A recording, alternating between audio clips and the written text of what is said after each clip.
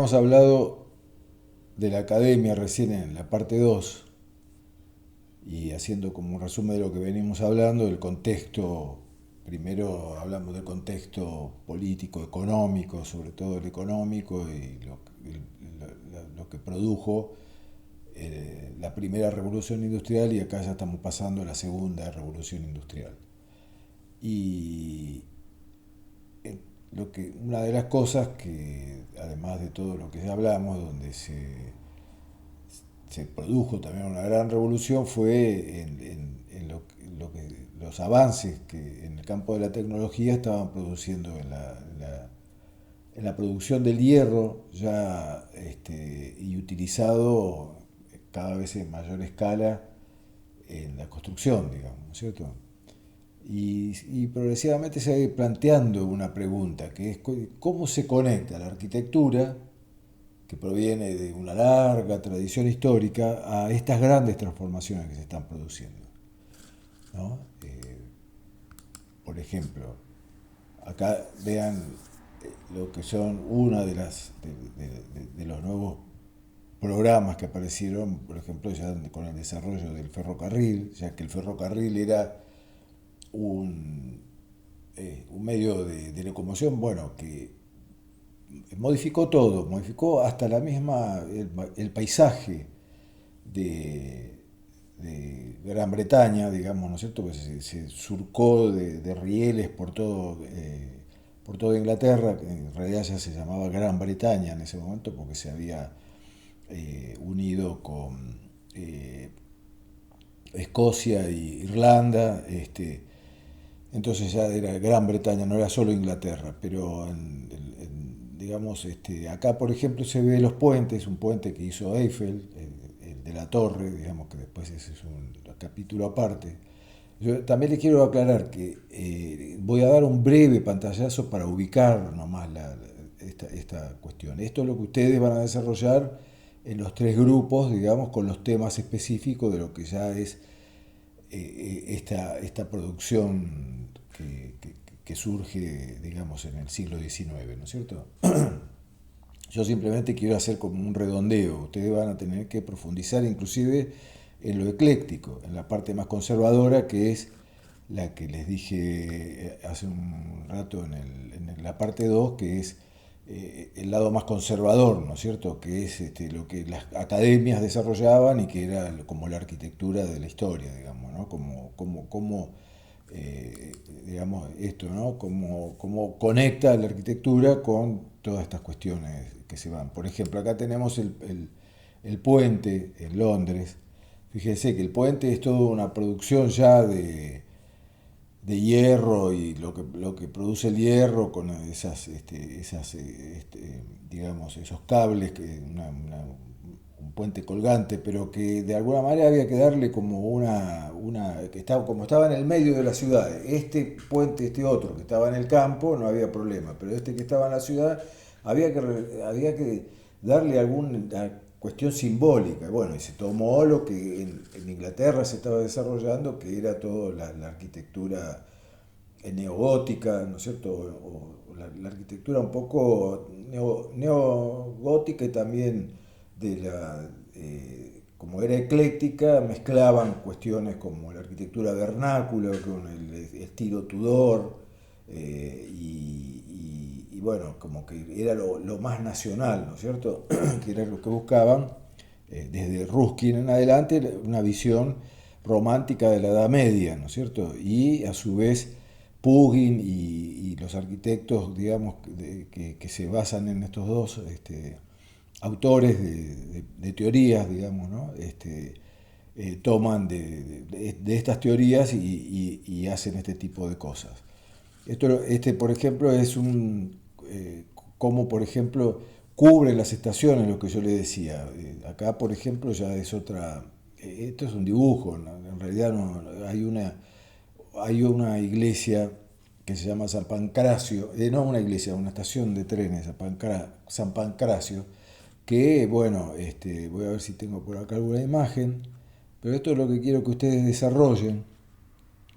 Eh, No tengo todavía una imagen, porque esta, bueno, es que le voy a dar después ya el eclecticismo en la parte más, como le dije, el lado más conservador. Ahí voy a hablar de cómo estas naves que parecían naves basilicales, ¿no es cierto?, que era donde entraban los trenes y que tenían 30 40 50 metros de ancho, para los andenes donde llegaban los trenes, digamos, y una altura impresionante, porque como el vapor y el humo, todo eso tenía que, para no molestar a los pasajeros, tenía que salir por arriba, entonces le hacían grandes alturas, pero en los frentes ponían este tipo de arquitectura, es decir, arquitecturizaban, digamos, pero por ejemplo, acá vamos a ver una donde hay uno de estos conflictos, digamos, que se arman. Todavía, bueno, no lo tengo acá. Bueno, sí, acá, por ejemplo. ¿No? Este es Gilbert Scott, que hace un diseño para el concurso del Foreign Office de Londres, y primero lo hace en un estilo gótico y se lo rechazan, y él después cambia y toma todo esta como una cuestión ecléctica, ¿no es cierto? Que toma de todo un poquito, y que mucho del Renacimiento toma, ¿no es cierto? Pero acá lo que se ve que adentro de este Foreign Office, eh, digamos, hay un patio, este patio cerrado, que donde está todo historicista, digamos, las fachadas del patio, pero en el techo hay digamos, esta,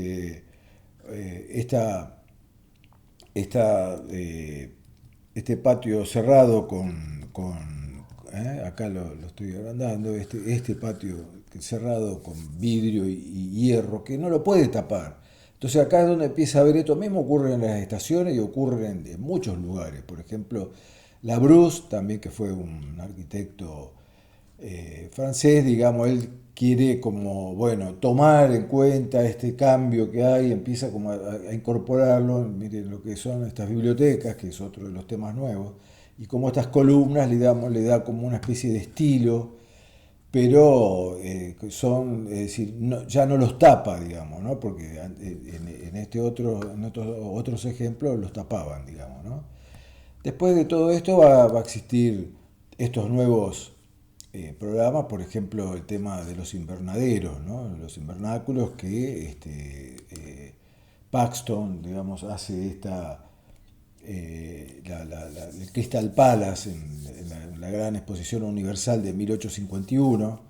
Y todo esto lo tienen que desarrollar ustedes. Yo simplemente pongo acá, digamos, como para que lo que ustedes van a ir desarrollando. Después, un capítulo aparte es el Capitolio.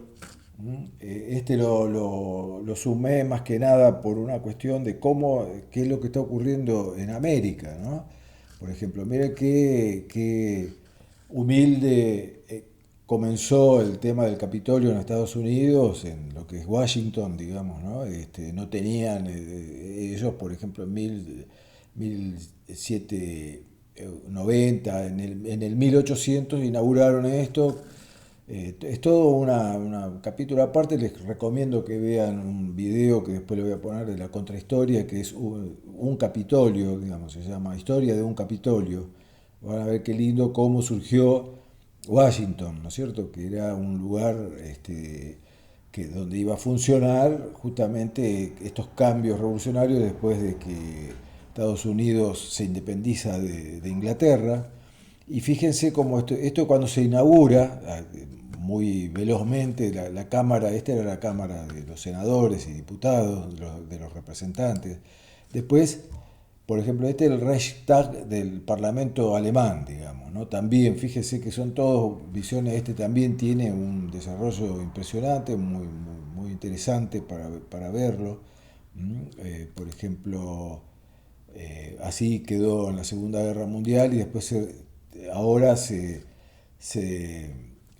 digamos, eh, se recuperó hace poco tiempo, no ahora mismo, pero ahora en el principio de este siglo, en los primeros años, ¿no? Bueno, este era un poco lo que retomo un poco. Este es el Reichstag de Alemania. Acá es como que vuelven a poner, digamos, esa cúpula, ¿m? Que tenía originalmente.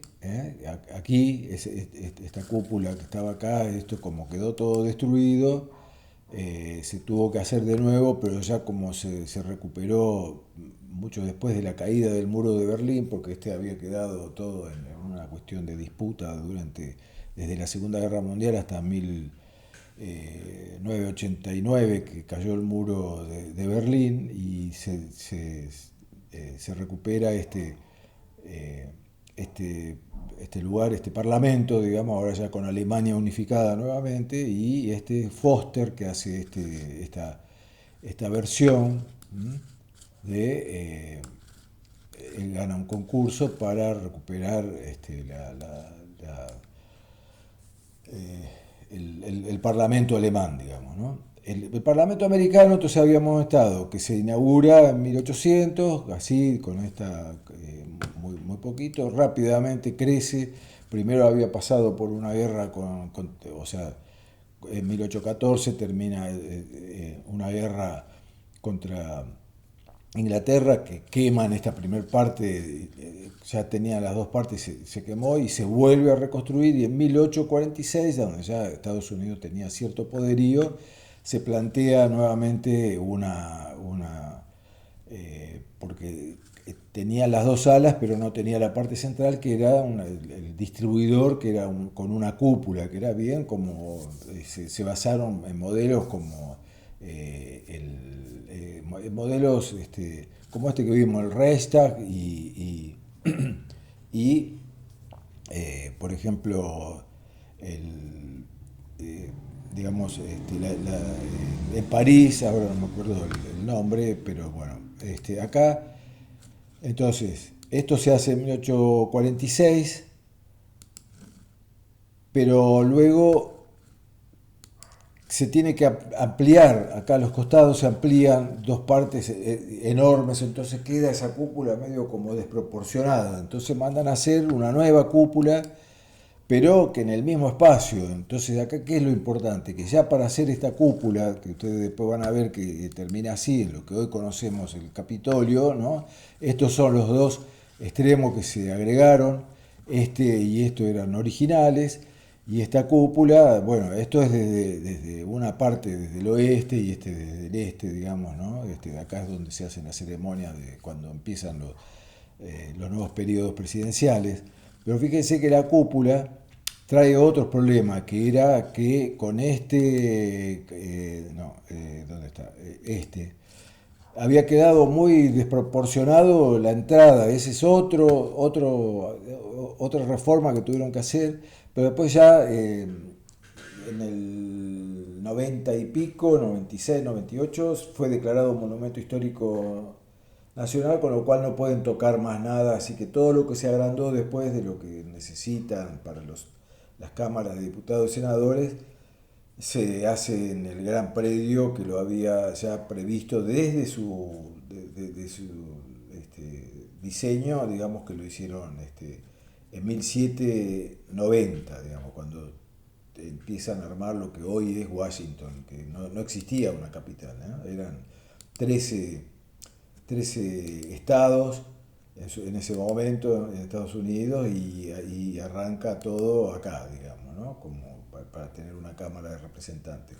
Es muy lindo, les recomiendo verlo. Acá tengo una foto más o menos de lo que es la época en París, en Londres. Miren, esto es todo de ese 1800. Bueno, este ya es 1880 y pico, ¿no es cierto? Que es cuando se hace la gran exposición de París y la Torre Eiffel en construcción. Londres en 1850, fíjense, con los carros, ¿no? Miren lo que era Tokio, ¿m? Que después también va a ser artífice de la revolución industrial, ¿no? Y Roma, como les dije, que quedó mucho tiempo postergada. Fíjense que tiene toda una imagen ya como de la Roma, casi la Roma imperial, digamos, la Roma de los papas, porque acá se ve un poco la cúpula del Vaticano, ¿no? Bueno, con esto terminamos esta como introducción. Ahora ustedes van a desarrollar todo la temática de lo que es la arquitectura del hierro. Y yo lo que voy a hacer en el próximo video, voy a abordar el tema de ese lado más conservador con algunos ejemplos, digamos, de que ya vimos recién, ¿no es cierto? Eh, Como qué es lo que está sucediendo, por qué esto fue cuando se empezó a ir a Grecia, a Atenas, porque antes estaba prohibido, y cómo empezaron a surgir todas las cuestiones de los neo-egipcio, neo-barroco, neo-gótico, neoclásico, ¿no? Y bueno, entonces vamos a dejar acá el tercer video y después ya me dedico al cuarto y último de este periodo ecléctico. Gracias.